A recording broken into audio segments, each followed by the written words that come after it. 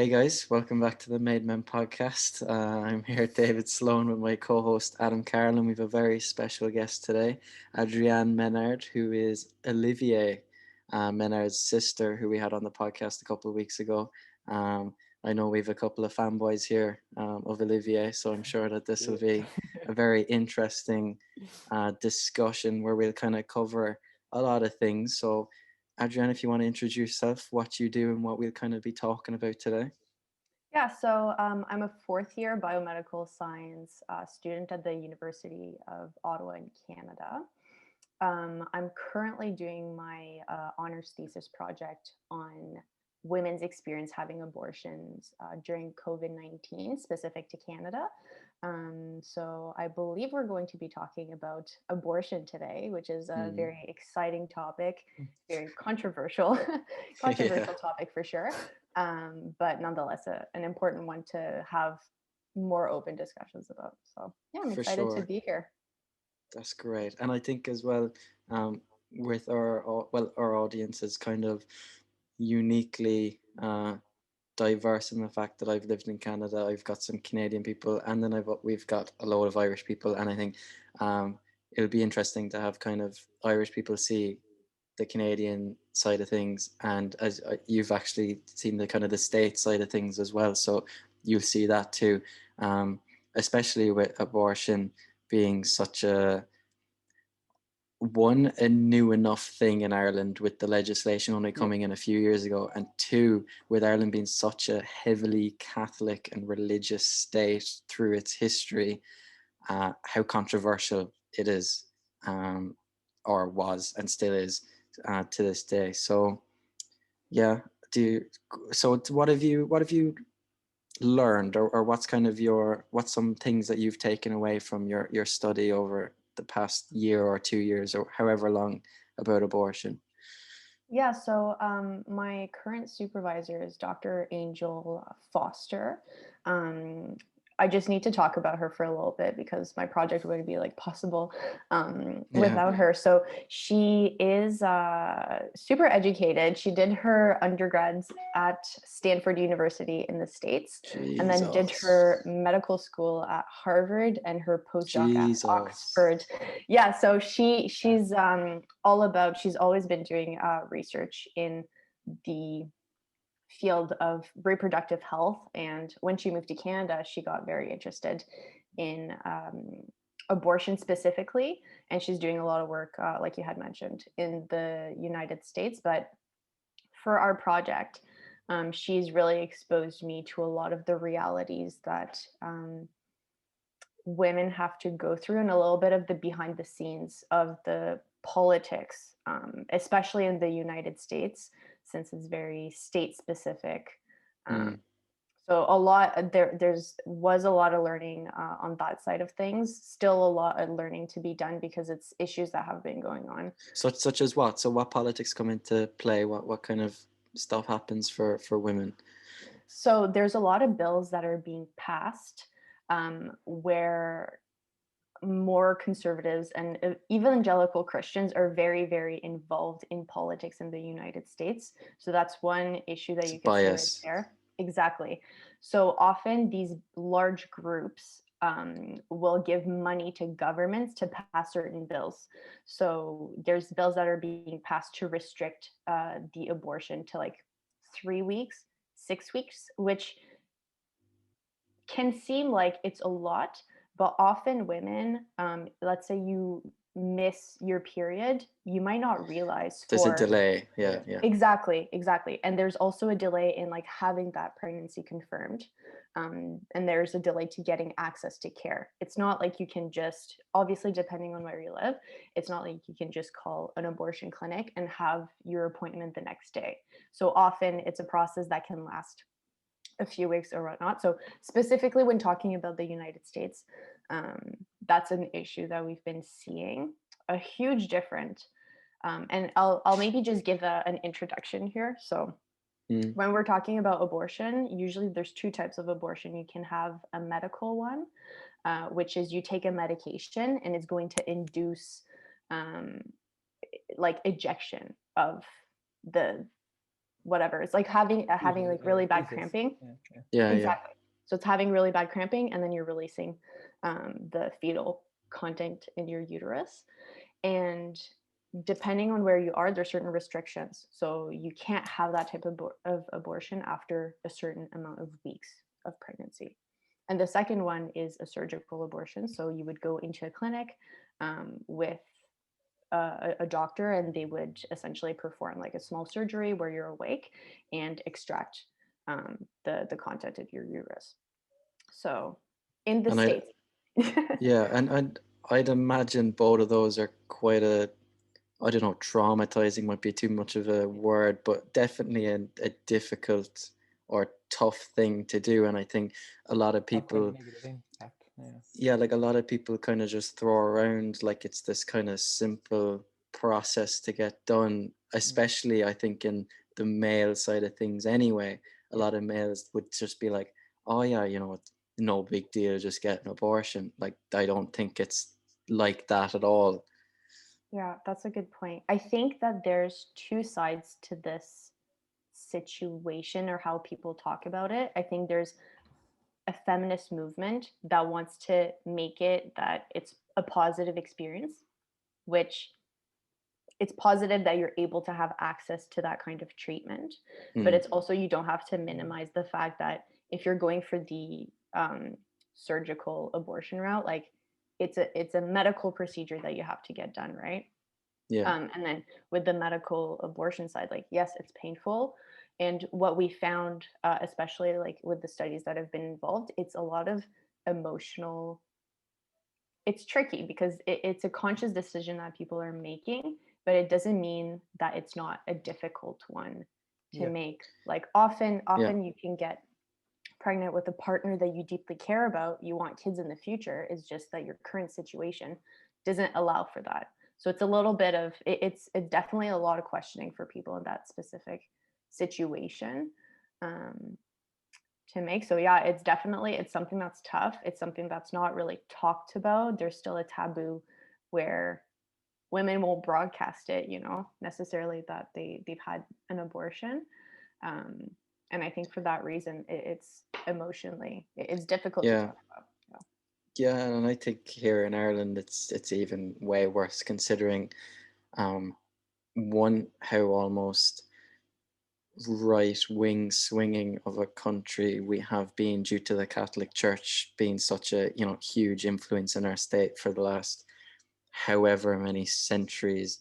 um and I think that, like, I remember I have an actual specific story of, so when I was in Canada, I came back to play some football in the summer. You remember that, Adam? That's after my first year. 2019.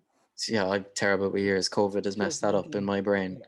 But I Or remember sorry, I was 2018. Yeah. yeah, I remember I was at a confirmation of one of my cousins, and at the time there was a vote for it to go through, being abortion being legal and perfect, like you could do it in Ireland, because before that you'd have to go abroad, I think to England, or wherever you wanted to. um, and I remember the priest literally saying at a confirmation, basically, remember everyone to vote no against the abortion going through. And I remember my dad then was like snapping because he's like me, complete, not into religion or any of that stuff. And we thought like that's a disgrace that there's kids there that are, like 10, 11, 12, or whatever they are. And there's parents there, and a priest is going to just stand there and kind of say that to try and influence people in that way. I don't People know. It their was age and just, stuff. Yeah. yeah, it was just like really, really just scummy. Um, Mm. yeah. Yeah, and often like what you'll see is that they're pushing, not necessarily, well, they're pushing an agenda, right? So often if you see protesters outside, they'll have these huge posters with like dead babies. And I mean, if you have an abortion, that is not necessarily what What it's it going is. to Yeah. Yeah. look like. The big majority of abortions that are done in Canada anyways happen within the first trimester. And at that point, like Yeah. it doesn't look like much. So often they try to scare people or guilt people into thinking of abortion in this Yeah, specific. they'll put Yeah, like as if it's a child. Yeah. yeah, they'll put like the most unrealistic worst case scenario Scenario. ever Yeah, there, absolutely. Yeah, but it's just because and the whole point of that thing, it's just like you're thinking, I'm a human. This is potentially, something. So it causes a lot of cognitive dissonance. Like when you think about it, it's like, okay, like I'm for human rights. What does this mean for me if this is also a human? So that's like also, we might not get into this, but it's a very philosophical question to say, okay, where does life start? Where does consciousness start? And that's often something that is used by a lot of these like yeah. extremists, like pro-life groups, to try to have a That's actually dialogue. interesting. Because I'm not sure if you're familiar with Steven Crowder I don't on think so. YouTube. So Oh, he's basically done. He's very right wing conservative in the States. He's actually French Canadian originally from Montreal, and he lives in the States now. But he's basically a YouTube channel where he sets up kind of like a stall and says, "Do not change my mind." And he Okay, yeah. has. You might have seen memes about that, and Yeah. one of them was abortion. He doesn't believe that abortion should be legal, which is shock horror conservative. But anyway, one of his biggest, I don't know what you would say, biggest kind of arguments against it was like, when does life start? Like, can you determine when that starts? And it's something that is like, yeah. when you think of it initially, you're almost like, that's a fair point. But when you kind of think of it more, it's a really kind of weird and complex kind of a question that isn't just as simple as where does life begin? So like, did you tackle that when you're doing your research or learning, or what's kind of your understanding of that? So that's not something that I looked at directly in my research, but it's a lot of personal questioning that I think came with doing the Hmm. work. Um, so I've definitely thought about it. I've looked at surprisingly a lot of, I think the best way to learn is to look at arguments from the opposite end. So I've looked at a lot of debates between like evangelical Christians and like atheists Yeah, I to agree kind with of that. see, Yeah. yeah, to kind of see, okay, like what are the points that are being brought forth? How do you rebuttal that? And does it make sense? Like, does it, and obviously it's a scientific question to a certain extent. For others it's a religious question, but on my side of things I like to think about it as a scientific one. So in the States a lot of it is heartbeat, so heartbeat bills, as long as um, there's a fetal heartbeat you can't proceed with an abortion, and it's like that in other countries as well. um, and then you can start to think about it in forms of consciousness. Okay, well, but there's no way to gauge that. So I would say I've thought about it. It's a difficult question, but at the same time, you're looking at bodily autonomy of Mm. women that also have lives. So if you're looking at bioethics questions, there's a specific scenario that comes up where you're referring to it in terms of you're in a hospital bed and someone's beside you. And in order for that person to survive, you would need to be plugged in for 9 months. And you have to consent to it, and you can kind of remove that consent at any time. I'm not explaining it the No, best, yeah, but no, there's no, a no. scenario. I don't know if you've heard about that specific scenario that I'm talking about before, but it encapsulates quite well like why is it that women have and should have that Yeah. choice. So Yeah, it's definitely not as simple.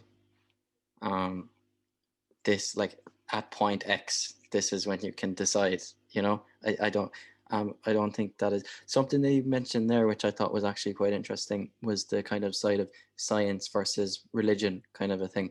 Like, what when you're doing your research and things, does religion play a part in like the people's views in general? Like, how do you kind of detach? Like, I don't know if you're religious, I'm not sure if you are, or like, how do you kind of stay um not biased and like differentiate the two things, because it's, as you said, such a kind of religious versus scientific debate kind of a thing. yeah. So as a French Canadian, many of us are not really raised within religion. I think that like I've contemplated it before and it never stuck to me. So not religious at all. Kudos to you. But to answer your question, I think that from what I've seen a lot in my research is that religion brings a lot of guilt to the people that go through with abortion. So it's definitely there's so many positives to religion. It brings such a great community. You have this, really good support, and it really shows that people that have some sort of religion later on, like it brings them a lot of happiness and comfort and all of that. So there's lots of pros to it. But in terms of specifically abortion, those that I've spoken to or that I've read their stories, it's a lot of guilt. It's a lot of questioning. It's a lot of wondering if you're going to get punished for making this decision, which is like currently affecting you. So that's definitely like a tricky thing for those that are currently going through it. And also often, not all the time, but if you're a religious person, a lot of the people around you are also religious. So it kind of takes away that support system that you could have, because there's a lot of taboo of talking about it. And it also alters nearly your views on the world, because it's like you're just looking through one prism and everyone around you is the same prism. Exactly. Yeah. So it's a tricky situation for those that are like experiencing that. Yeah. Adam's thinking away there, going. I'm just trying to think of like my own views on abortion and like my own opinion on it, and like I would definitely think no one should ever go through something that they genuinely don't want to or have to go through. You know what I mean? Like there's so many circumstances where it's not like that I heard of and stuff of my mom telling me about young girls being forced to who were raped or whatever, raped and like literally had no choice but to have that child, and like stuff like that really would affect you just even hearing these things. And it's for me, I think it should be something that there should be more of especially I think in Ireland, as you says, Dave, because it's such a religious and as you say, a lot of people kind of live in that kind of guilt as well if they do have an abortion and are brought up in a religious manner. I think it is very hard if you were to go through with something like that, especially in Ireland. I think Ireland would be a very, very hard place for and to be accepted. You know what I mean? It's such a complicated thing as well, because I'm not a female and anything, and just coming from a guy's perspective, I genuinely think it's such a crazy thing to experience and to go through. It's such we will never understand, that kind of way, to the extent of a woman. So it's just such a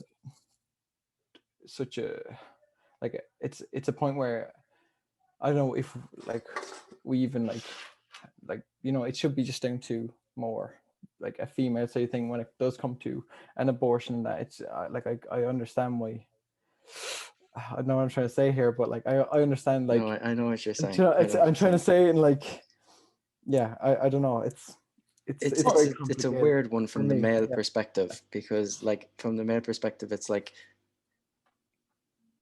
as Adam is saying, it's almost we'll never fully get it. So why are we trying to have a full formed opinion on something that we just would not fully understand? Yeah, but I do think that it's difficult, and I feel that men are sometimes scared to speak because a lot on social media you get thrown at rocks and being like, men don't have an opinion on this, blah blah blah blah blah, right? Yeah, 100%. So I completely get the fear of you don't want to say something wrong. Obviously you have some people that no women will like me if I say something wrong. Exactly. But I think that not most, but people can understand that you're allowed to question things, and it doesn't mean that you're opposed to what what's going on. But interestingly, this is just like a parenthesis. Interestingly, when I was recruiting participants for my study, I had a lot of partners of women's that had abortion reach out to me and were like, are partners allowed to give their point of view? So I really felt that like some of these men had a lot to say about how they experienced it, Yeah. like along with their girlfriend or whoever. Like sometimes it's not committed relationships, right? But that's not something that we touched on, but I think that would be something very interesting to also look at and see how is Mm. it that So like, what have you women learned experience, from right? that? Like, what kind of, I don't know, maybe surprised you, or something that you were like, oh, that's interesting, from kind of talking to those people from that male perspective. So I haven't talked to them, but a lot of them um, kind of just wanted to share, I think, like how difficult it was for them to be a support person and not really have others to talk Yeah. to, especially given that we give a huge platform to women, which is like we need that platform. But I also think that there's room to have support from men that go through that because, like I said previously, it's an emotionally difficult experience. Yeah. And yes, for the women, because it involves pain. But I also think that depending on who the partner is, like it also can have um, like a pretty like heavy repercussion on them as well. So it's not something that I like directly looked at. But I did have some people like reach out to me and just like wanted to share their side of the story. So that in the future, that would definitely be something that I would be interested in looking at. Yeah, Yeah. yeah, it's definitely kind of a weird one for men, because it's like, you were a part in that process, a big part in that process, but it's like, it's still not your body then, in that kind of a way. Yeah. So you're just in this weird like bubble of like Yeah. what goes on here. And like, something as well that I used to think, like, I used to always believe that you should, like, I'm quite liberal. Well, actually, I did this like quiz thing on Twitter. It basically like scans your, I know, completely off topic, but it completely scans like all the accounts that you follow, all of the accounts that you like that are news related, and the people that you watch, and it gives you like where you are on the spectrum. I'm completely bang in the middle, apparently. So I'm happy with that. But I would say I'm probably more liberal, and like, I was always on the view of, you should always have the right to like nearly everything. Like, I hear, come here, if it's my, like, if it was my country, I'd have drugs free for everyone. If they wanted to do it, they can do it. Like, it's up to them. I know, Adam, you're not quite on No. that road yet, but like, the only thing was like, when, if I imagined me in the scenario, I'd be like, oh, I don't know if I could do that. But like, I'm not in the scenario, so how can I like have a very like informed and accurate take on it if I'm not in that scenario, that kind of way. I've never had a kid. I've never experienced what it would be like to even know that there is a baby there. It's not something that I have dealt with. So I think men cannot, like young men anyway, can often be kind of fall into that category where almost like morally you'd be like, oh, I don't know if I could do that, but because you've never been in a scenario that's even remotely close to it, you've no idea if Yeah. that makes any sense. Yeah. And what I would say is like in my particular study, most women that had partners, everyone, like all of their partners were very like, it's your body, it's your choice. Like you get to kind of make the final decision. But where I'll go with this is that there's no right or wrong reason to have an abortion. Um, and everyone's reasons differ to a certain extent. So, like, you could say, like, I could look at someone who's 30 years old who has on paper like a job that would pay well, and they themselves feel like they're not financially ready to have a child. Do you know what I mean? Like Yeah, it yeah, yeah. it depends on people's situation, whereas you could have a very young mother who doesn't necessarily have those resources and she's feeling ready to have a child. So But like, even with children, like over in the Canada and the States, more so the States completely, but still a little bit in Canada, like you're starting that timer of saving up money for college and for like different things. Like your that clock is going, and like Yeah. it doesn't matter if you're still on like a decent salary or whatever at a young enough age. It's like you're starting that timer before you planned on or before you were kind of ready to. So Yeah, so with like there's an evolving socioeconomical situation, especially for students. Like houses are super expensive. Like my parents bought their first house in their early 20s. Like yeah, there's no way that um, I'm anywhere near Ireland's even house, worse. Let me tell right? you. So I feel like there's so many like factors that come into play for their decision. But all that to say also that like I think it's important, and this is not like, this is just like my opinion. If you have a committed partner and this is something that happens to you, like at the end of the day, it is your body, it is your choice, but you also want to have like an open discussion about like, okay, like what are your options, right? Like, are we both in a situation where, you know, Yeah, where you're I think financially Yeah, stable? Like, yeah, I you can agree. like rank the options like of like what are you most like what suits you best or what yeah. would you prefer the most. Yeah, I see exactly what you're So saying there. obviously, and now we're like stepping a little bit around because but at the end of the day, it's individuals' decisions. But it's talking from my studies, it's just something that is recurring is financial factors. Like, or people want to focus on their careers, or you know, like Do you think whatever that's it is. something that is quite um new as well, in the fact that like this is no taboo now, that nowadays women are a lot more conscious of their careers, of getting themselves on a path that where they're more kind of care about themselves rather than the traditional, oh, let's raise a family and that's kind of my job. And I think that's still huge in Ireland as well, which is kind of it's a way newer concept here. um, and that's why there's this almost divide, because you still have this old religious kind of mindset of no, like your family is like the number one thing for everything, and then you've got these new young women that are like, but what about my life and what about my career? Because this feminist kind of movement, and I know the word feminist would nearly have a negative connotation nowadays because of the radical femmes on like Yeah, Twitter and different things, but like the original idea of feminism is not a negative no. thing or anything. So like, yeah, again, is that something that's definitely playing into it now, where the yeah. Yeah, I think that there's a lot of shaming. Like if you looked at like 20, 30, 40 years ago, women were shamed for prior to prioritizing their career and having kids later, or like marrying later. But now you see a complete opposite. Like women, you do have this dialogue of, okay, we're giving women opportunities.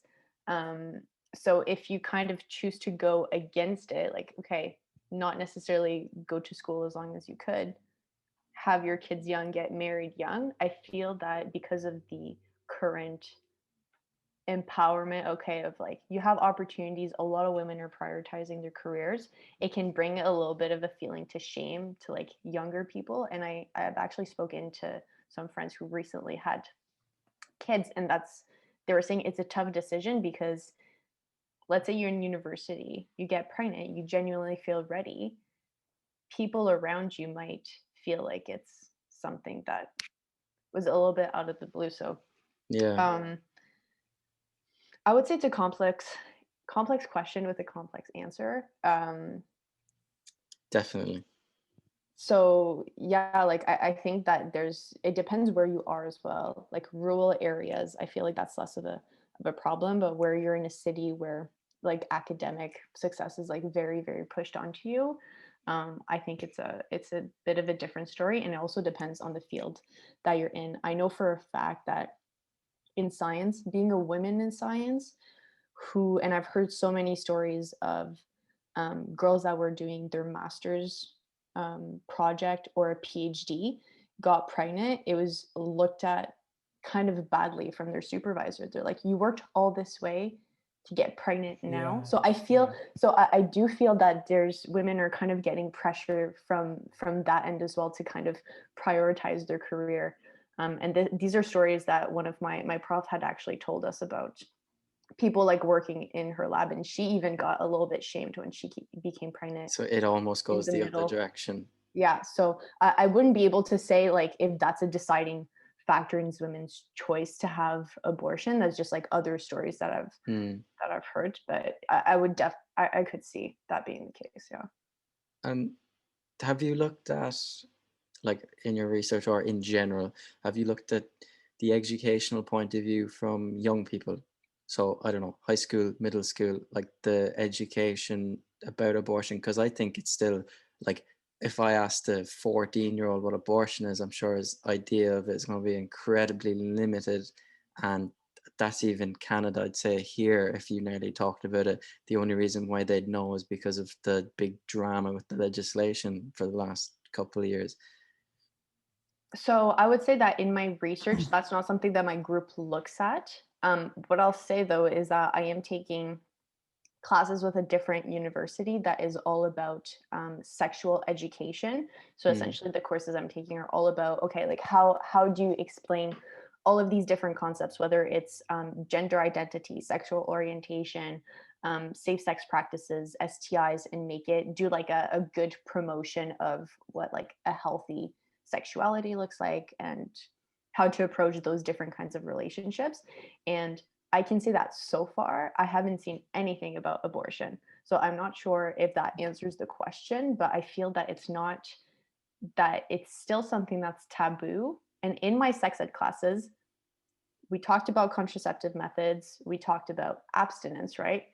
But we never, I don't think, talked about abortion. People know what it is, but it's kind of like, and worst case scenario, you have one. But it kind of like, It's like runs over just looked quickly. over. Yeah. I think that's Exactly. very interesting. That should definitely be kind of looked at, like. Yeah. I think it's just trying to maybe like if I could bring change to this, it would be to give the facts. Like you give, okay, this is actually what happened, so that there's not some sort of misinformation that you're getting from the internet or from the people protesting on the side of the street.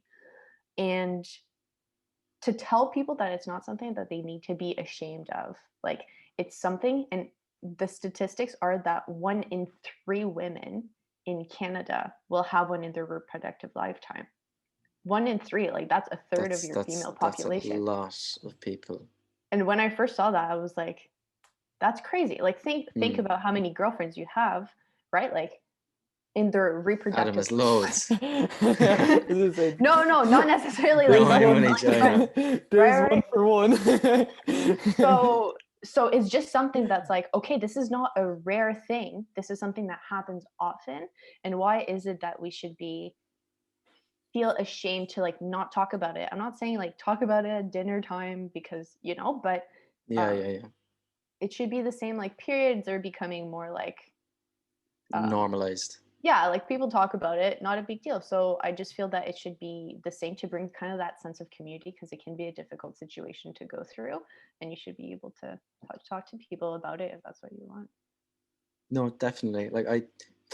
I've done how many years in school in Ireland? Like, well, take out primary school, so like that's middle school. Take out that because they're not going to bring it up much, if they, at all. I haven't talked about it once, like not once, and I think that that's kind of crazy. Like it's nearly this typical statement that like school doesn't prepare you for real life, in a way where like you don't learn about taxes, you don't learn about mortgages or getting a house, and you also don't learn about abortion, or you don't learn about a lot of the sexual health side of things. So I think there needs to be a complete remodel there, in Ireland anyway. But also what I think is actually interesting, I've read a couple of stuff and I actually witnessed it myself in Canada, and I want kind of your opinion on it, seeing as you're taking that sex ed class, specifically with gender identity and gender studies. That is obviously a weird topic, seeing that it's almost in a sense ideological and then also scientific. There's like this weird kind of some people think it's an ideology, not a scientifically proven thing. And you're obviously a woman in science who's seeing it from a scientific perspective. Like, I've found and I've read that sometimes people think that Canada as a nation sometimes jump the gun in being too liberal and going that direction too fast. I'm not sure if you're familiar with Jordan Peterson and Bill C16, was it? No, but I know Jordan Peterson. Yeah, I don't know if you're a fan of Jordan Peterson. Olivier reads his book, read his book anyway. I told him to. Yeah. Me and Adam do like Jordan Peterson in general, but his take was the whole if I misgender someone, that is hate speech, and I get, technically I could be either fined or put in jail. And like, what is, with your studies in that sector of sex health, what's kind of your take on it, or what are you learning? So to start off, Jordan Peterson is a great debater. Like I haven't read his books, but I have enjoyed some of his lectures. Yeah. Not necessarily because I agree with what he says, but I think that he brings ideas in a different format that's like interesting to explore. Yeah, like, don't get me wrong, I'm not like a fanboy necessarily. I do think he No, but it's sometimes is, different. yeah, like sometimes I do think I don't agree with him. I think a lot of the time he does bring religion, like he does. He's not. He doesn't openly say he's religious, but through his lectures and through his things, he does use religion as like a base point to talk about a lot of things, which I think can nearly put you again in a little bit of a prism. But he's incredibly intelligent, as you can see with his debates, and how like he can speak, and it's not even just, it's his thoughts. He can put his thoughts in words so easily and convey what he thinks.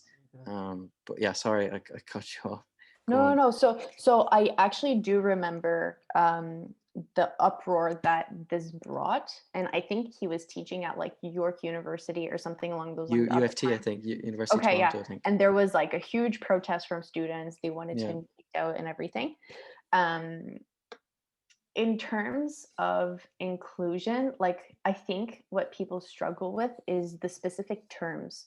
So gender identity really refers to how a person thinks of themselves. So if you think of yourself as an athlete, like who am I to be like, well, you don't work, you don't work out like 10 hours a week. So in my book, that's not an athlete, right? Like, so the whole like concept of gender identity, I think is like, it's scientific, not in the way that you can test someone's blood and tell if their gender identity is like XYZ, but it's scientific. So do you believe gender is separate from sex? Yes, totally, because it's in the definition. Like the definition of gender is someone's way of perceiving themselves. Like sex is what you're born biologically. No one can change that. Like you can't go to a transgender woman and they'll be like, my sex is female. Like that's not the case, and that's a fact, and they're okay with that, and that's what they acknowledge. But that's why that they say that their gender is something different. Like all that transgender means is a gender that differs from one that was assigned at birth. So it's in the definition. Like I don't see how you could argue against that, because see, a lot of people argue that it's they're almost correlated, like they're kind of viewed together, and like they're like, when you're born, it's almost like genetically they're correlated on the same kind of path. That's the norm, right? Like you're, I assume, a cisgender male, which means that you are biologically male and that your gender aligns with that. I'm a cis woman, which means that like my biological self aligns with how I think of myself. But in terms of identity, like some people, what people are protesting against, especially I don't like to say trend, but a lot of people on my social media have been coming out as non-binary. So that's just like, you're nowhere, you're in the middle. Exactly. So you're nowhere, or you're in the middle, or anything that's in between that. Like gender is a spectrum. You can be very female, very male, anywhere in between, or not on it. Like, but where was I going with this? I think like I think that like it's scientifically, well, scientific studies would conflict that though, and you're from a scientific background, so like how do you, like a lot of scientists almost, it's like one side or the other, you're either on the science side or you're on this pro like gender identity movement that is happening, and like where do you sit? Like it's I think it's like a really kind of complex thing, because when you go the science route, it's almost like biology, like, oh, there's you've male and female, that's it. And it's like, I don't know, does there need to be like a complete Mm. redo in science, or like what or is okay. science wrong? So I like what you're saying, because I feel that a lot of people think of it in that way. So when I think of science, because I also take psychology, like to me, psychology is science. Yeah, I agree. And Yeah. biology is also science. So um, I think what you're referring to is kind of like the scientific community that's more about like genetics and biology. Do they disagree with that? And I would say that no, because all that they are arguing for is biological sex, which no one argues against. Whereas like if you're looking on the psychological end, it shows that there's just more benefits to you accepting a person as they are, as opposed to trying to fit them into this binary mold of you're male or you're female. That's it. Like, and I personally don't see the harm in accepting people how they want to be seen. You could argue that, okay, it's complex in terms of um, paperwork. Like, what if we give people, and Yeah, that's something that I hear that's often. another thing actually. Like if you're running a society, like with laws, with prisons, for example, with like, you Runs know, into a lot of complications. yeah, what goes on? How would you tackle that side of things? Because obviously you can't have an infinite amount of prisons for every Yeah, for gender, or different kind of sex and whatever. Yeah. yeah, Yeah, so prison is a whole different ball game, and I don't have like much knowledge for that specifically. But what I'll yeah, say is that yeah, um, Uh, when you're referring to like gender identity, you should have an option of other that incorporates that. Like, I don't feel that it's so complicated, because there's not, people say there's a lot of genders, but from what I've seen, most of them are male female, right? And you can be trans within that, yeah, right? And a lot of non-binary. Like, to me, people just want recognition and they don't want to be misgendered. So if you have someone that their biological sex is not the same, it's actually transphobic for you to be like, and I think this was the big problem with Jordan Peterson, was that debate that he was trying to bring forth was a transphobic one. And all that means is that like you see a trans ooh. person and you're refusing to acknowledge the way that they want to be seen. See, Like who I don't think he refused that that's how they wanted to do this scene, but I think he refused the fact that legally, if he didn't say the words they wanted him to say, that he can be legally thrown in jail, yeah. fined, or whatever. Yeah. And like he was asked on TV, I think, like if this student said, "I'd like to be referred to as," let's say it's a like biologically its sex is a female, but it goes by a male, then he was like, "What would you go by?" And he said, "Obviously, whatever she wants." But it's when it crosses the line of legally, if I don't Yeah. here, I'm in trouble. Like if I say to I you, like if I'm not a nice person to you and I call you a name, you can 100% think that that's, I'm not a nice person. You can think that that's a joke. Like, I don't like that person, but I'm not going to be thrown into jail because of it or fined because of yeah. it, because that would be an infringement on my freedom of speech, human rights side of things. Okay. I The only thing I would say is that like as a university professor, it's maybe a different situation. I don't necessarily agree um, with people getting fined, but I feel that he may have come across as if like oh, this is legal, and kind of really like push against it, I would have to look at more like recent, like talks and things like that he gave. But I'm just saying, like, if that's the case, like the community, like the LGBTQ community, all they want is for people to Recognition. try, exactly, and people to try, like, if you misgender someone by accident, and now the big trend, especially in our research group, is to put your pronouns in front of your name if you're in a meeting, just to bring in that like space of inclusion. So if I was typically in like a school meeting, I would put she, her in front of my name because that's what I like to be referred to. But other people might have they, them, and that's what they want to be referred to. So see oh, that's another thing, right? Yeah. So, Adam, do you want to go over? No, just like, see, I find when it comes to the with like gender pronouns and stuff, it's getting to a stage where it's like nearly too complicated to keep up with it, because if you've seen, like, what is it, how many genders that they say there's like over 100 plus anyway. And I was, well, technically infinity. Yeah, well, infinity, yes, but like what you were saying there earlier, you were assuming that me and Dave were assist males, and I was watching this piece there with Pierce Morgan. I can't remember your man's name who came Pierce. on. Yeah, no, but he kind of made a very good point that, like, it's as if you go along with what they're saying and you suffer no consequences. But if you were to say something about like, if you were to question them on their like chosen gender or whatever, it's nearly like you're a bigot, what are you doing? You can't have this, but why would you question them? Like, am I questioning you why you decide to identify as male? Or even like, because often what happens with pronouns is a lot of the times people get indiscreet and they ask about sexual orientation, like, and it's the same for gay people. Like, I don't know, like there's a lot of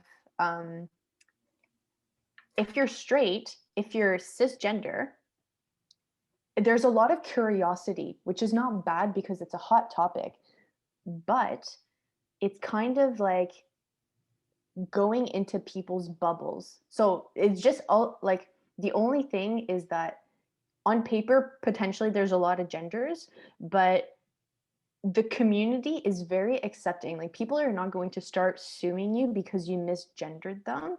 So I think that's like a big misconception. They're more radical. Yeah. Then they actually are. I think people just like want to have that space and feel like there's support for them. And me personally, in my like group, we've implemented putting your pronouns before. Yeah. But like, we actually do have a few individuals within our research group that choose to identify as non-binary, and doesn't change anything in my everyday life. It's just, at first you might try to be a little bit more cautious when referring to them, but it's kind of like a muscle that that yeah, so like time. So when we started this podcast, you didn't ask me my pronouns and I didn't ask you your pronouns. So would that mean that before every single interaction that you would have with a human being, you'd have to ask in that, theory, you should ask their Yeah. pronouns? What I'm saying is, like, I know you guys indirectly. So, Yeah. and I've seen you on Instagrams, like, some people that are in the LGBTQ community like to put a rainbow in their bio or whatever, right? Yeah. What we have noticed is that when you are in academia, especially in the type of research that we do, which is very centered on like reproductive health, sexuality, things like that, you'll have a lot more diversity of individuals that you're working with. And so we don't ask people, all we say is, okay, just set your Zoom name with your pronouns in front. That way it kind of takes away the headache of asking people for their pronouns. And I think people feel like it's an awkward discussion to have, but another thing as well, actually, I've seen this take a good bit, that it's almost now becoming a trend. It's becoming a way of standing out, or a rebellious kind of a thing, where oh, I'm just going to say I'm non-binary because it's kind of a cool thing to do at the moment.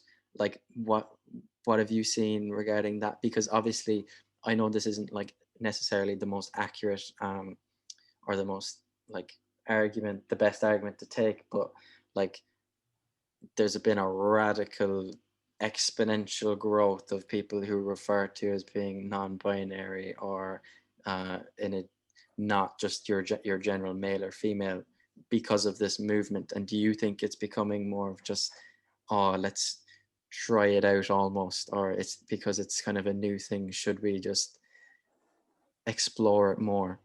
Okay. I would say that it's it's like putting yourself like I always try to think of it that way. Why would you put yourself in a position where you would be more marginalized? Like, what would be the goal there? To get more attention? Because most of the time it's negative attention that you're receiving. So I feel that like people that try to go that route, there's no benefit that they're necessarily getting from putting themselves in that position other than being their authentic selves. And that's really how I try to think of It's it. like And I think of that. I think that's a from a logical person's point of view. I 100% agree, but I like it's the sad truth that not that many, like not as much people are going to be that logical. And I think I read something where there was a study done in England where there was a school in Brighton, like a primary school, that began to teach now about gender identity, and they could like choose what gender they were, and something crazy like 85% of students had changed to being non-binary, and they were like 9 and 10 years old in the space of like a week. And I think that that can be quite damaging, where it's almost like it's not pushing this thing onto them, but it's like they see this and they're like, oh, that's kind of new. Oh, sure, like let's try that, and I'll tick the box to say I'm non-binary, because it's something new, and maybe they might see it as cool or interesting, or you know. yeah, and I actually something interesting that at the time I was very conflicted with was I saw this documentary where parents decided to raise their child as non-binary. So Yeah, I don't know about that. yeah, Okay. and this was actually in one of my psych classes that we saw this, and a lot of the questions were like, what's the repercussion in the long term of doing that? And I never got like I haven't looked at any studies on it, so I couldn't say, but our everyday experience is pretty based on gender. Like from the time that you are little, Your like room is you were blue or put, pink. yeah, and Yeah.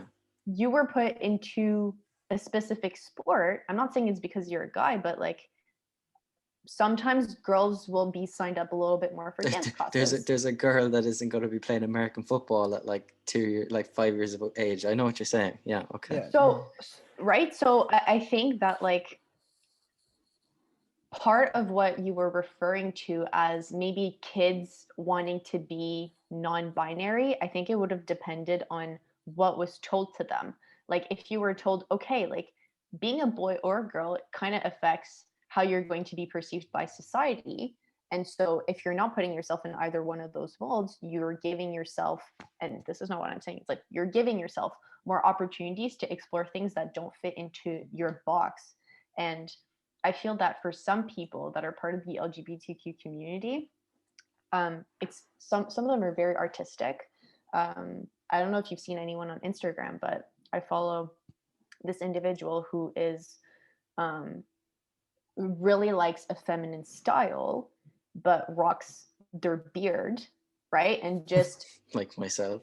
No, Just well, rocks. and The choice of words. but I forget his name, but there's also a guy from Queer Eye who, well, I shouldn't say guy, but they came out as non-binary. And it's just people don't want to have to be into these like specific rigid boxes of like, okay, you're a guy, but you put on makeup, you have long hair, you like to wear dresses, and that doesn't fit with societal expectations of what guys do. So as opposed to these people being like, okay, I'm a guy and I don't fit into this, I feel like some people are like, I embrace my feminine side as much as my Mm. masculine You side, and I you just choose to. yeah, you brought up something there that just like triggered a question about guys wearing dresses, or they're cross dressers by the American, oh, what is it again, the American Psychiatric Association or So whatever. you're talking, yeah. They determine them that's a mental instability or illness or whatever you want to what do you say. Where does that fall then? What is a cross dresser if you're on about gender identity? Or yeah. Interesting question. I love that question because I've actually looked at this Look quite at a bit. me, I've good questions. Yeah. You got two in a row there. I'm just saying they're absorbing it. So the American Psychiatric Society that you were talking about, they use the DSM-5, which is essentially the book that doctors will use to diagnose people with any mental disorders. So if we're talking about cross-dressing, it's a specific disorder that is associated with wearing the other gender's clothes, but it's all sexual. So it brings up like a lot of. Oh, so it's a sexual thing. Yeah, exactly. So it's not like an transgender. identity thing. It's not an identifiable. No. Oh, okay. No, and I think that was such a great question, because being young and being exposed to certain media, let's say, do you know the movie Mrs. Doubtfire? Yeah. With Robin Williams? Yeah. So you're like, he's cross-dressing. It's obviously for like a character, but it's very, very different. Like people, like transgender individuals that choose to wear the clothes that the gender they want to be associated with, it's to be more themselves, whereas cross-dressers, they get like sexual pleasure out It's of like it. to get a feel. It's to get a feel out of being a woman. Okay. Exactly. So it's it's different in that sense. It's not to say that there can't be an overlap, but it's not. So it's a fetish basically. Exactly. Yeah. So how come other fetishes aren't mental illnesses by the American Psychiatric Association? Really? Some of them are. Yeah. The biggest. Well, I'd say the extreme crazy ones are like. Well, paraphilias is like your general umbrella that you can use, and it's like inanimate objects, animals, cadavers, like things like Doors. that. Yeah. So you do have this big umbrella. I'm not an expert on the DSM-5, but I know that there's other ones that fall into that. I think the more common ones, maybe like feet was in there at first, but they realized that more people were into it. There's way too many people into it. So yeah, I think Adam's sweating buckets there. I actually have a couple of questions there, like, because I just kind of wanted to leave you like flow on like on throughout your like what you were like answering David's questions, that because I was like I was learning from what you were saying in that.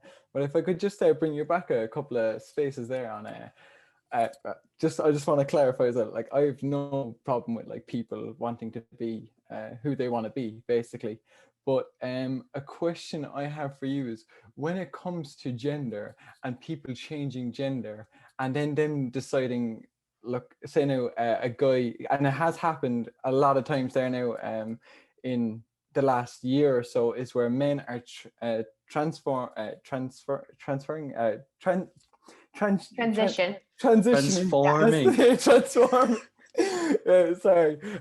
into a female, and just going on to absolutely like demolishing records within athletics, within weightlifting. I was going to bring this up: sports, gender, and sports transition. Yeah, okay, like as in soccer in general, like not soccer, but like when it comes to like powerlifting. Powerlifting, like that guy, he was making like a joke of it. Like he went on to Joe Rogan's podcast, if you just haven't seen the clip, but they were speaking about it, about like he changed gender for that moment in time and then broke the women's record in that weight category.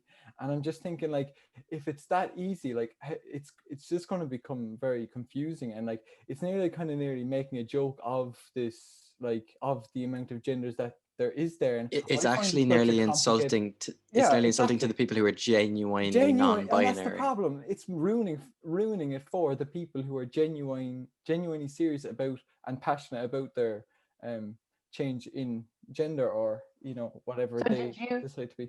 did that person, they like temporarily change so they can Yeah. beat a record? Yeah. Okay. You know what I Also, I'm actually going to push it But one there bit is further. other What about the people, people? yeah, who What about do the people change. who's Yeah. genuinely Yeah. changed, but they still want to compete? Like, let's say I'm a female. I transition to a male, but I'm still going to compete in the female competitions. Where does that lie? Because science and genetics start to play, and I Yeah. think no one can deny that the female body is completely different to the male body. What happens there? Yeah, so that's like so much questioning there. I've also done my own questioning on this. It's a real tough one, isn't it? It like, yeah, it We really really is. put you on put the in a spot good here. question. Yeah. No. So I forget her name, but in the Olympics, there's this runner who got kicked out because her chromosomes were like male and she was producing more testosterone. Yeah. If we can try to find her name, that would be great. Let me pull that up there. Pull that up, Jamie. Jamie. That's a Joe Rogan joke. Anyway, let me find that. What did you say? Olympic runner disqualified for like, I think her chromosomes or something. And I think there's two of them actually, like recently that it happened, and it went onto the Iwa Klabuskowska, butchering that name. Polish sprinter became the first woman to be disqualified from sport following an introduction of the bar body test. Or Caster Semenya? Yes. Yeah. Oh, okay. Yeah. Sorry, I Adam. actually My heard some of apologies. this. Yeah, well. Yeah. So I like to use her as an example when we talk about this, because she was always a girl, like always identified as a girl, and then later on they realized that she had this genetic condition that produced like the same amount of testosterone as a male, so she got disqualified because of it. And it brings, like, I think all this topic just brings a re-questioning into sport, because it's like you have to put everyone on a genetic, like, she didn't transition from male to female. But isn't it the rare occurrence? So that's sorry for cutting you off there, but that's like a very rare occurrence. Like that's like one in a like if I'm in school, right, and I'm a teacher, I'm going to teach children that they've 10 fingers, they're born with 10 fingers and 10 toes. Obviously there's the people 1 in a billion who are born with 24 fingers. Yeah. But you don't teach that, like, so it's the same here. Is that not like a real 1 in a million, billion, I know, whatever?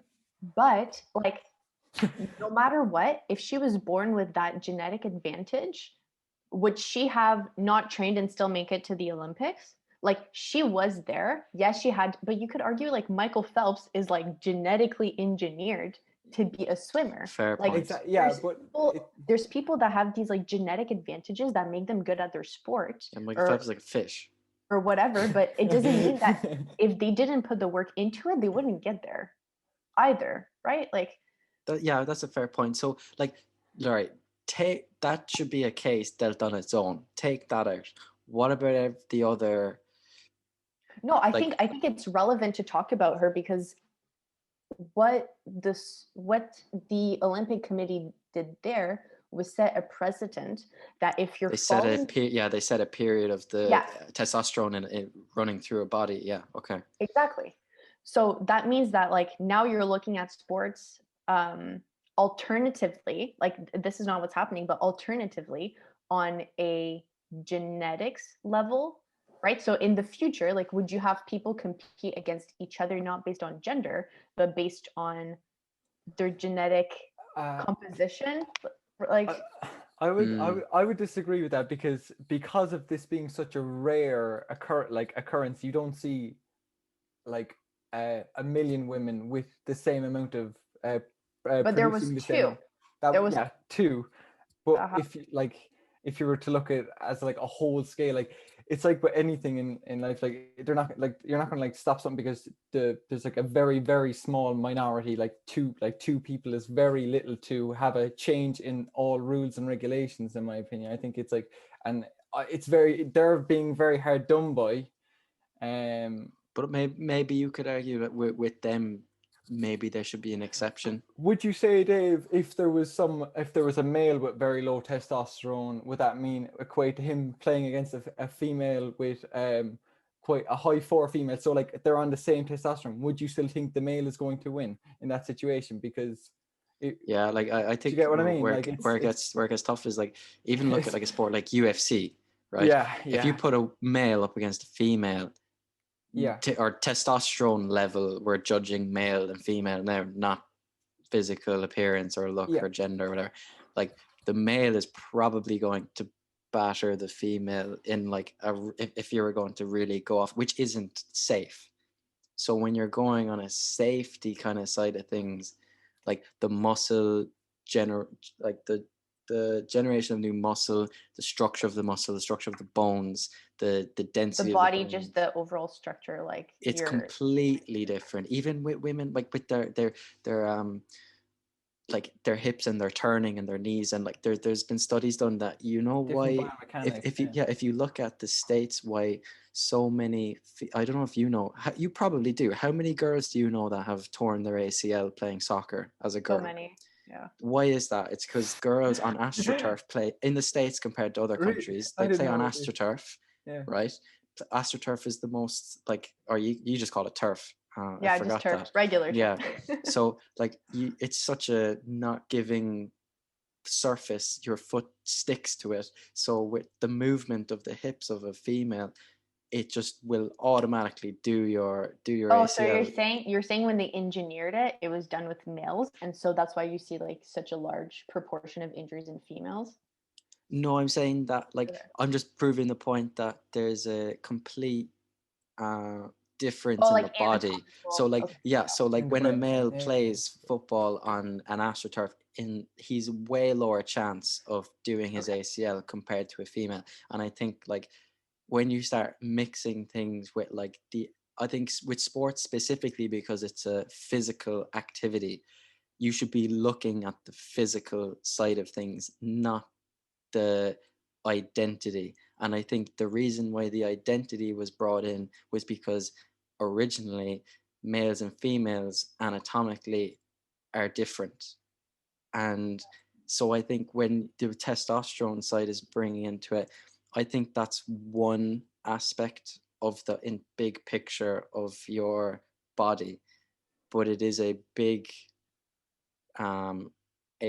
reason for some sports, like I don't know, UFC. I would say testosterone plays a huge part in like martial arts or whatever. But then if you're looking at, I don't know, but even the long jump, like the long jump might just be different then altogether. So it's a question that I think should be done anatomically and not in terms of gender or identity or anything like that.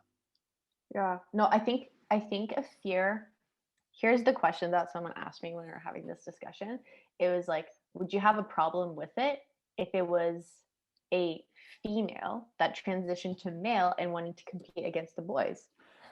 And the answer often is no, because she wouldn't have after the transition, like he wouldn't have the same chances because biologically he was female. But there's an issue when it goes the other way around, because then it's like, okay, well, women wouldn't have the same opportunities if a biological male transitioned and went into their category. So I think that's true to the anatomy of it, though. Yeah. So I think that there's an issue if it goes one way, but less of an issue if it goes the other way. I don't have an answer. I think that like sports is going to have to like address it at some point, because otherwise, like, and you could argue like it's going to be a few people, why not just exclude them? But I feel that it also it's fair. They could have their own competition. Well, but that's the thing. It's gonna. But then that's bad. Gonna be, then Like, it's gonna end up with like, especially with like are they gonna make just a transgender specific league or Non-binary But like, are you gonna do that? Are exactly you gonna do that for every sport? Or are you gonna make that's the thing, because it's like Yeah. such a small amount like it's just genuine. But then again, in saying that, like, we're such a progressive like as countries, in that like we're becoming more accepted, like Ireland, yeah, I would say Ireland is getting very Well, accepting now, of, yeah, like you see like all the slowly, parades but and stuff. maybe surely. But like even like Canada and stuff, like maybe in like 100 years time, you never know, you actually might genuinely have some kind of Olympics to do with like a non-binary Olympics and stuff, which is interesting. Like, Well, they made the Special Olympics, so yeah, surely but they're that doing. you make everything co-ed, like. yeah. Yeah, or like everyone is just human. There's like nothing else. But no, it's So- definitely, it's tricky because you want to be fair to those. yeah, Yeah, genuinely, exactly. Yeah. And it's not, if we're saying it to like discredit like female like athletes or male, you know, transgender female Yeah, we're not trying to like athletes. belittle Yeah, anyone no, or like we're just anything. trying to Yeah. put it on like a level playing field here, and like It was like yeah. Bruce, whatever, I forget his last name, but Bruce, who became Caitlyn Jenner. The Kardashian. Yeah, Bruce yeah, Jenner. yeah, Who was an Yeah, Olympic medalist after Yeah. transitioning. Would people have been cool if she went onto the women's side? Probably not. Right? So like I completely hear what you're saying. I just feel like, yeah, there's definitely like a way to be inclusive. I just yeah. have that It's a real weird question. Yeah. One thing, I know I don't want to have this podcast going for about 9 hours, even though we probably Here, could. You need to come on more. We need to have like 6 more of these or whatever. Yeah, get more people on and have just a huge discussion. Yeah. But one thing, TED Talk. one thing I do want to actually touch on a little bit, because we did a little bit in parts but not fully, is like the stigma with males specifically around sex in general, whatever that is. It could be gender, or it could be like sexual STIs, it could be contraception, it could be like I think in the male kind of community is probably the wrong word, but in like for males, it's almost like there's this like hard man kind of look about it all, and no one really talks about it in like more of a like real sense. Like, I don't know, when was the last time you talked to a guy about AIDS, or you talked to it like and imagine if, let's say, you did get AIDS, what would happen then? Your life would be like, guys would look at you completely different. You'd probably be called gay, or you'd be called any other homophobic word ever. So like, have you touched on that with your research or anything? We taught, that question has like a lot of interesting topics. I can touch a little bit on Good question. AIDS. No, I'm loading these questions up like bad. I apologize. No, it's all good. So I actually do a lot of volunteering with AIDS organizations, and I got a placement at a hospital that's going to be looking at HIV and AIDS for the summer. So that's something I'm like super interested at and Congrats. looking forward to. Thank you. Congrats. So AIDS in general is very strongly associated with the gay community. So that's like a huge taboo in itself, and we could do a whole other talk on. Yeah, like, that'll be the next episode. And it'd be interesting too. Yeah. I think like STIs are very controversial to talk about just because they're associated with being dirty. I think AIDS even more, because back in the 70s, like it killed so many people, and like there was just so much homophobia there. Have you seen Dallas Buyers Club? I haven't. Oh, big shout out Matthew McConaughey. Need to watch that Matthew McConaughey movie about. You need to watch that. Like tonight. It literally will like talk about all of this. Text me the title and I'll take a look at it. Basically, it's like he gets AIDS. Not true being completely straight, like just true women gets AIDS, and then he's like completely not disowned, but like every guy that he knows is gone from his life, and then he's left on his own, and he tries to work then to build medication and cure and like to manage it. It's very, very good. Yeah, that's so interesting. So the organization that I work with actually, we're kind of doing this database where people that are newly diagnosed with HIV can go and get answers to their questions. And what we've done is also we've asked people that are living with HIV to do like testimonial videos. And we put them on this database so that people that like newly learned that they have it, they can find this kind of community of people that have HIV or living their life to the fullest, have partners like where it doesn't like it's not a death sentence, but it used to be back in the day, right? So I again, even like, just, I know I'm bringing Ireland into it, but I think if you like talk to anyone here in Ireland, it would literally be like no one's going to go near you if you have it, you know?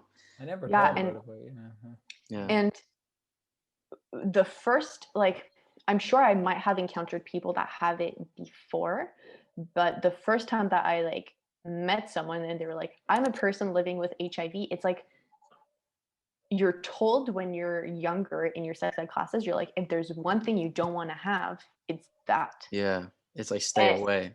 yeah, and it puts like a huge negative connotation, not to Stigma, diminish the like medical aspects that go into having to manage that if you have it, like it is serious if it's not treated. But I think that like the way that our like medical advancements and everything have gone, like it's a completely different ballgame, and people And there's still the education of the kind of the mindset of back in the day, like 20, 30 years ago, rather than the mindset of today, where like, listen, it can be managed, it can be cured, like, or not cured, but it can be managed, taken care of to a certain extent. You probably live your life like nobody would really even know that you have it. Yeah. And I'm actually going to speak to a researcher on Monday about this, but he's actually working with children that were born with HIV because Yeah, their the parents, their mother had it. So that's also like a completely different aspect of they like couldn't even HIV. control it. Yeah. Exactly. So that should be super interesting. But to come back to your question about like specific stigmas associated with men and sexuality, I think there's still a lot of toxic Yeah, masculinity I love that word. talk. Yeah. And I think that like just an aside, let's say like the use of sex toys is like very associated with girls, but like You're opening up it's new proven. horizons to Adam here. Well, all I'm Just all like I'm Googling. all I'm saying, scientifically proven, the male prostate is a very pleasurable thing to Yeah, explore. I've read this. Not I no, But I'm see, not but telling you see, why I read it, but I read it. You're a but see, like weirdo. often the talk is like, yeah, I've heard that, but like I would never. Like that's never something, and it's kind of hit. So you're telling us to open up our mind and try it, or I'm I'm only just saying, joking. no, like I'm just saying that like that's also a big taboo out there. Look, he can't Adam's even keep a straight uncomfortable face. Yeah, that is see the Catholic in him there. He's ruined. I'm only joking. because like a lot of it, if you have anything up your butt, it means you're gay, right? Whereas like that's not necessary. We're having open discussions. Like No, No, I know no. 100%. I completely It's know just what you're no. saying. It's not where that you're speaking about this. It's that we're speaking to a female about this. It's like you know what I mean. It's This is like something like I don't know. Here, I look, feel Adam now. He went to an all boys school, a Catholic Irish You school. did. He's Yeah, well, never, yeah, thing. yeah. he's never, experienced all of this. Hey, you don't know what I do. Go. all boys school too, you know. Yeah, I'm just kidding. no, Oh, I know. yeah. But no, I think there's like lots of taboos like around that as well, around just talking about like sexuality in a healthy manner, not in the way that's like I sleep with all these people and like collect trophies type thing. Yeah. No, I think that's weird, in my opinion. That whole kind of like, oh, this much people. Yeah, and it definitely it's not a lot. I don't know. Haven't talked to Yeah, like no, that's even a different discussion altogether. That whole toxic masculinity kind of a side of things, and like, yeah, um, but yeah, like I don't know. I think yeah, there's a lot there. I know that they're looking at having men male contraception that would be like taken daily. So that opens up like a whole other like discussion on like equality Yeah, between men and women and taking contraception, and like that would whose be an interesting responsibility, one. yeah, like whose responsibility it is. And if you're asking like would you be willing to take it, and if your partner's like no, like why do I have to, right? Like why is it my I job? don't know. I've never been asked that question. I've never even knew that that was on the cards. That's But I don't interesting. It's see why still in it's a bad thing. development. No, it's still in development, but I feel like I don't see some why it's a people, bad thing. yeah, Yeah, Adam's that's. thinking. Yeah. I think I always do I'd that. probably be Sorry. open to test it, Yeah. see how it goes. No, that's crazy, in a Oh good yeah, way.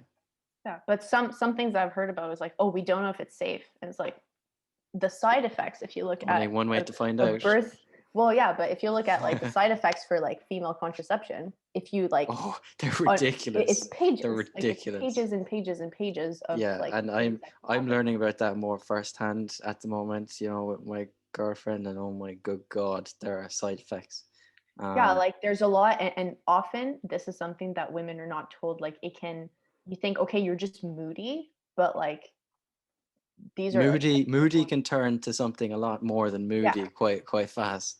yeah, and the thing is that like people think that that's not, and it's not normal, but it is part of the side effects that are often not talked about when you're talking about contraception. So also Yeah, like whole other topic, but yeah. very No, listen, we'll have to have another Yeah. podcast about these other new topics. Like, Oh yeah, they're definitely. definitely good like to speak about, because like that's what like one of the main reasons why me and Dave started this was like because we wanted to speak about things that like No one speaks about. normally people our age or whatever like wouldn't speak about. I don't know what it's like in Canada or whatever, but like from my point of view, like when I talk with my buddies, like my close friends or whatever, you know, you only go so far, but like with this, like you kind of educate yourself as well from like listening to people like you and that speak about things. And yeah, no, No, yeah, it's very interesting. Yeah, fantastic. yeah. and No, I have a question for you guys actually. Oh. oh yeah. Do you Oh know, God. no, this is not, do you know what the attitudes are about people your age about like abortion and about, especially in Ireland, because I don't know what it looks like here, like or is it something that people just really don't talk about? Okay. Um. You can answer All first there, Dave, right. if you want. One. There's a couple of parts to this. One part is it's not talked about. Yeah. Simple as it doesn't come up. It hasn't come up. It hasn't been forced to come up. It hasn't been brought up at all. If it did come up, it would be then a case of like your influence from your parents, whether they're religious or what political party they are on. If that political party, is more right wing, their parents are going to be right wing, probably Catholic, probably against it. The other then one is where someone would say, I wouldn't do it, but I believe they should have the right to. I think that's probably one of the most popular ones that I would see. It's probably one that I would have had previously to doing more research and more kind of stuff on it. Is like, oh well, I definitely wouldn't do it, or I couldn't do it. But yeah, I believe in human rights. Like they should probably have the chance. And another aspect to it is where a lot of people think there should be more kind of like rules to it, where like there should be like a period where like a very early period where it can't be done because the whole like living thing of it really throws people's minds off it because they view it as like you're killing a person. Yeah. um yeah, that's what I've gathered anyway from it, the whole topic ever coming up in my lifetime with guys. Adam, do you just have any other different Uh, ones? See, for me, I think I'm very lucky for like the parents I've had, like growing up in that, like listening to my mom. So I swear every podcast I literally say my mama Oh, said his like I'm mom, turning cute. into water boy. If you ever seen it, my mama said. But no, genuine like listening to my mom and like hearing like what like she taught me about like friends or whatever, like things. And you can't I don't think you can like have an answer like to like who are you to say this person can't have an abortion? Like you don't know anything about them, you don't know their circumstances. I feel like if that's the option and that's the best outcome for everyone in that situation, or if that's the most appropriate outcome, or like the most appropriate in thing their to do opinion or is, yeah, whatever. Yeah. to have an abortion. I think it's completely, it's the best thing to do. You know what I mean? Like, no one's going away from it willy nilly, like thinking, oh, you know, that's it, like slip over the Yeah, money. and And one, that's something that yeah, is, I did notice though, like kind of our age now, like, oh yeah, you know, you just have to have an abortion or whatever, and it's like just like a flippant kind of statement. I this is something I heard from myself, like not from my no, friends, definitely, yeah, but it's definitely. I People, you think know, they you, just yeah, throw it around like that as, oh, it's just this yeah, thing you do. Where you, yeah, no, if it but happens, it happens. it's definitely a very, very serious thing. And no, as you say, no, like as you say, like no one comes away from it like it's, you are impacted coming away from that, like coming away Yeah, from and I abortion. think another thing as well, my parents, my mom really would have said is like, people are probably going to do it anyway. So why would you like put this extra stress on them where, oh, they have to travel to a new Yeah, country and yeah, go yeah, through yeah, all of yeah, that stuff? It's going to happen regardless. So just might as well yeah, make it easier on those people. Which I would 100% agree with. That's kind of my stance on drugs as well. Like, if people are going to always do drugs all the time, you'd rather have a safer kind of environment for them to like uh, be like. I remember when I was in Ottawa, they started up those tents where you could go in and It's there like was safe kind of, injection sites. yeah, Yeah. and I thought, I was like, that is an absolutely amazing idea. But yeah, that's a different topic. But yeah, that's no, kind of, that's for another one, but yeah, that's, no, yeah, it's different one altogether. But yeah, Yeah.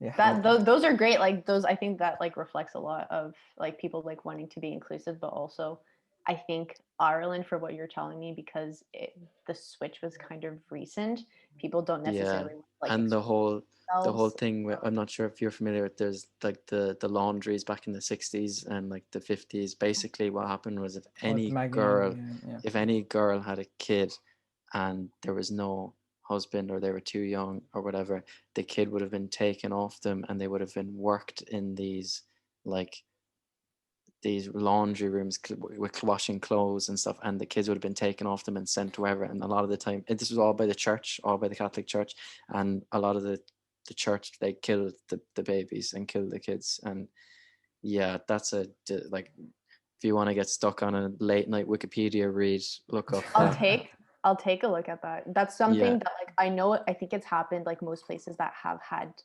church influence in different ways. it's mental, the stuff. If you find out here what Crazy. had happened, I will send you the stuff later about Send me that. the links. uh, I'll take a look at them. yeah, yeah, I will do. Listen, thank yeah. you very much for coming on. Thank you. It was a great episode. And yeah, I can't wait to have you on another Yeah, one invite soon. me back. I'll come back anytime. Correct.